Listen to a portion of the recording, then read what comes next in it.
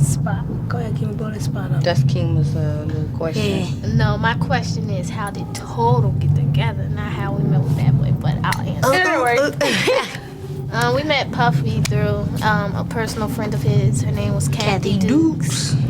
And, you know, she was managing us at first, and she took us to sing for Puffy. And he looked at us like he ain't like us at first, but he did. He was sweating y'all hard, but no, he ain't let us know. He was looking at us like, okay, you wasted my time. Thank you. All right. Yeah, but when y'all left that office, she was probably jumping up and down on the desk and shit. He called that morning, early that morning, like 5 o'clock in the morning, he called us. Yeah. And told her not to take us anywhere. And actually, we were going to sign to Uptown, but he eventually got his own label. Yeah, of course, we signed with it. Yeah. Kept it real. How'd you find on Bad Boy?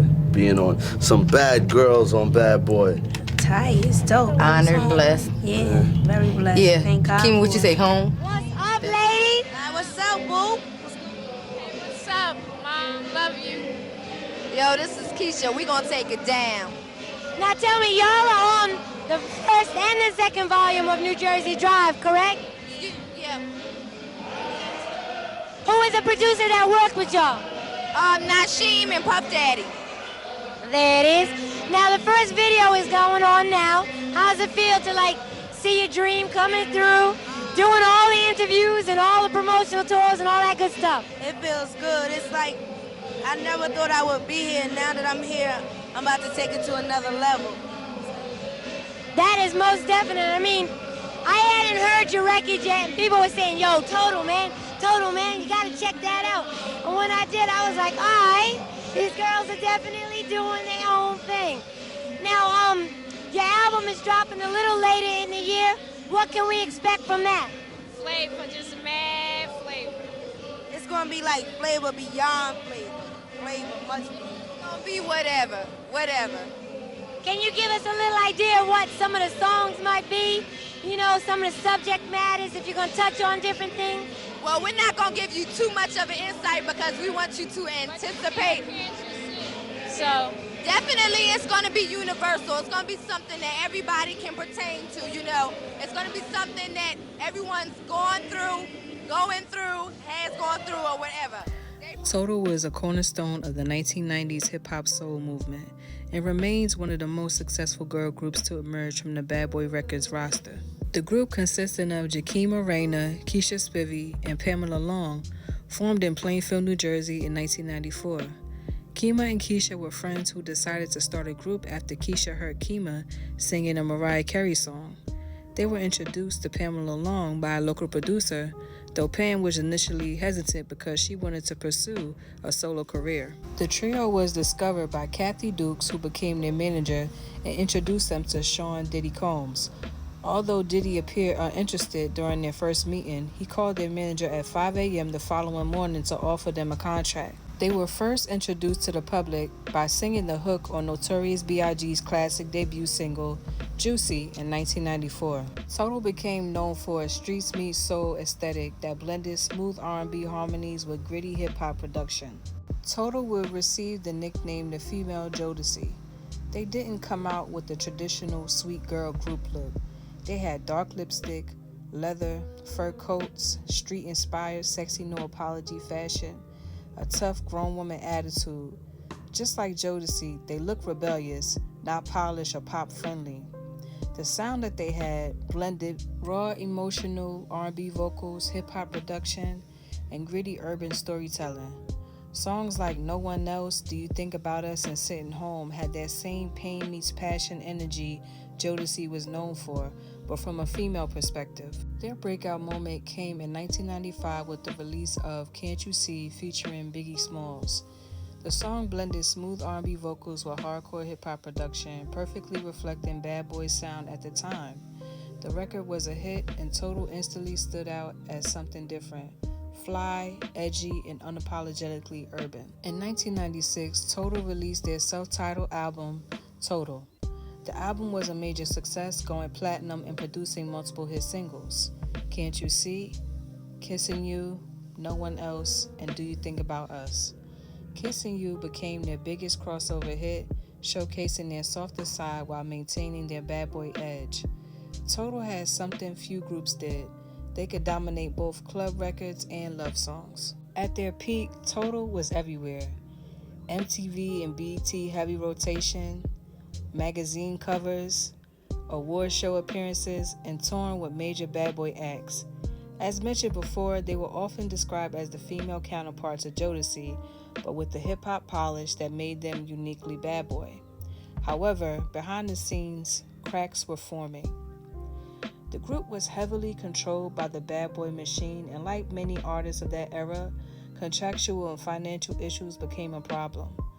Despite platinum success, members later revealed they were not making the money fans assumed they were. Creative control was limited, and decisions were often made without their input. Tensions within the group also grew. Personal differences, exhaustion from nonstop work, and frustration with the industry began to take their toll. While the public saw glamorous performances, the reality was far more stressful.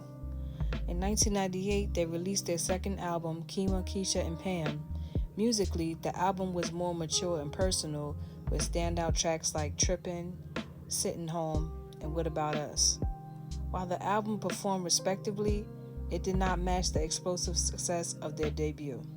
Around this time, the Bad Boy label itself was going through changes, especially following the deaths of the Notorious B.I.G. and Tupac, which shifted the entire hip-hop landscape. By the end of the 1990s, Total's momentum had slowed and their presence in the mainstream began to fade. By the early 2000s, Total quietly disbanded. There was no dramatic farewell tour or official announcement, just silence. Members went their separate ways, each dealing with life after fame in different ways. The split was primarily due to members wanting to pursue personal lives and different spiritual paths. It was clarified that Pam chose to depart the group to focus on her relationship with God. Pam also noted that she had internal personal issues to resolve at the height of their career. Total has undergone several partial reunions, though they rarely perform as the original trio.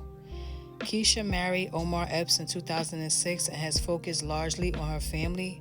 In recent years, she has rejoined the stage, most notably for the Bad Boy Family Reunion Tour in 2016. As of late 2025, she and Kima are performing together as a duo.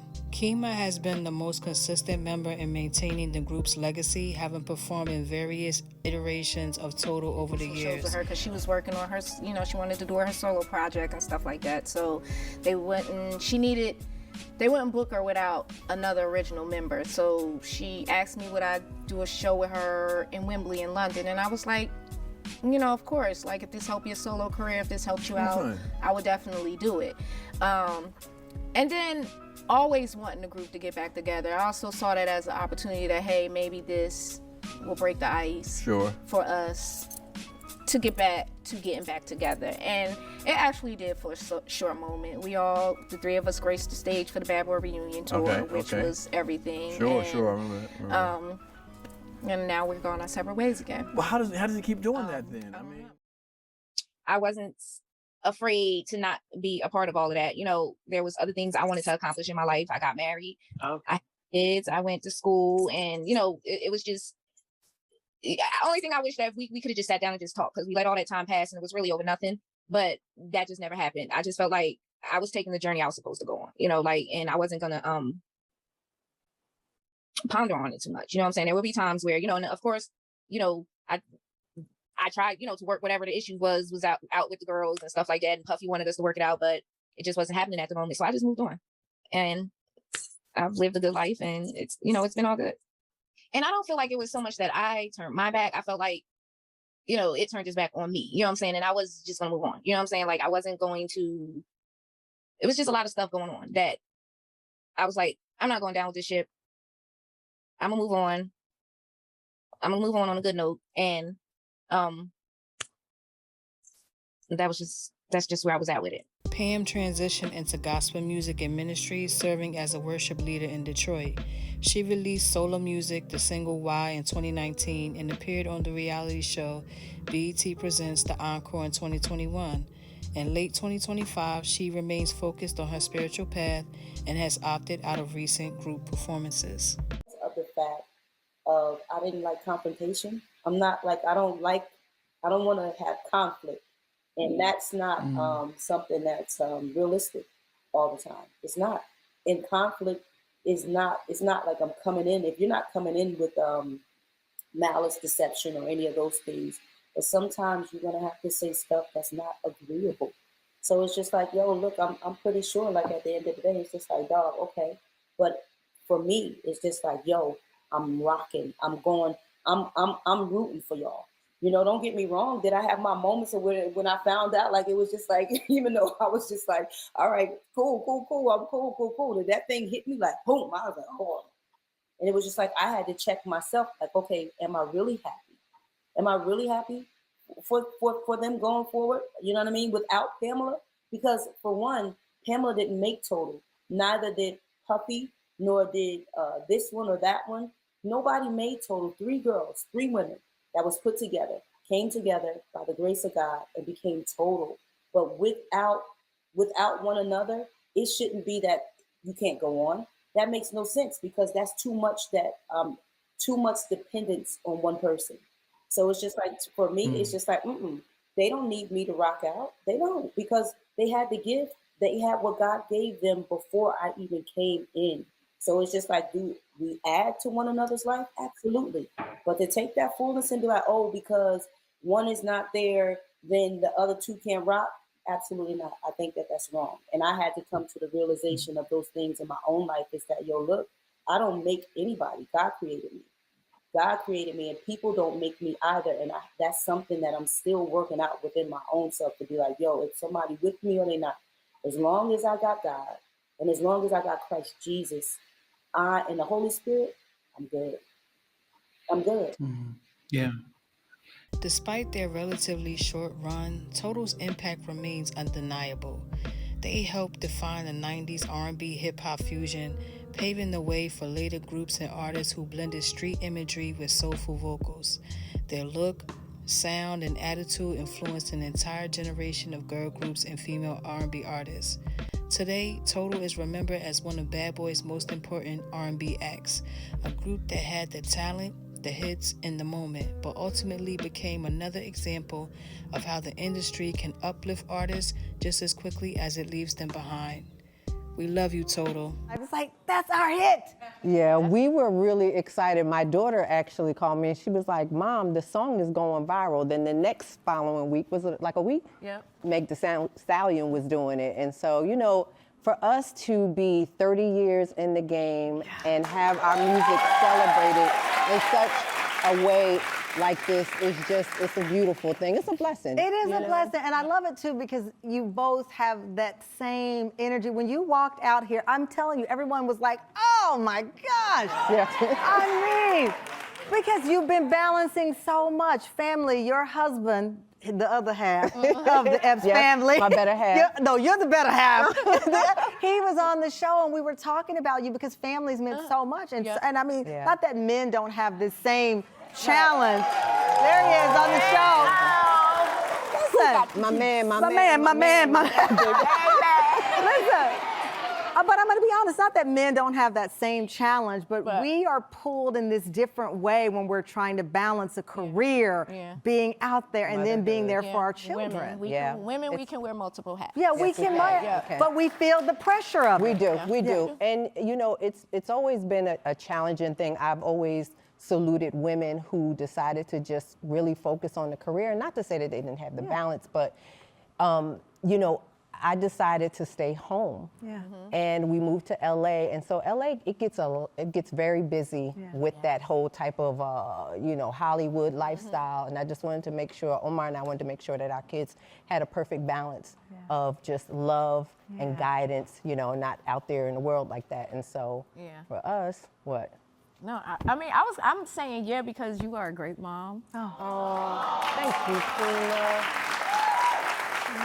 I'm super proud of you. Like, you know. Thank you. I love that because, you know, listen, you're out here. We've known each other since high school. You've known each other since high school. And just like with 112, there's an evolution. Pam is doing her next chapter. And then this is, I love, there's a meme that talks about when you forget your mama can go outside. And now your girls are in the business, but they get to see what you all were doing before they even came in the picture. Yep, and I'm a grandma. Yeah, and you're a grandma. Yeah, so I'm Nano. Nano, yep. So it's even more like, oh, my grandkids. Because the one thing I know, I always wanted my kids, like, for them to be able to see it, and then, like, for me to have grandkids and then be able to see it, and it's just everything. But I just got to be real here. Yeah. Y'all are so fine right now. Thank you. So are you. I thank you. But I think about, there are these memes about women from the 90s, and I can't even think of one right now, but they have all of these memes about women from the 90s. I'm 55 now. Well, yeah. 54. You're 54. I'm about to turn 53, November 25th. Yes. Life is good. Life is good. I mean, Yes. could you have ever imagined, I'm going to be in my 50s, I'm going to walk out on this stage, and people are just going to gag, because I just... Actually, we always thought we would be retired by 50. Yes. No, we don't want that. No, we don't want that. We're in the second chapter. It gets even better in the second chapter. Yes. You know? Yes. Yeah.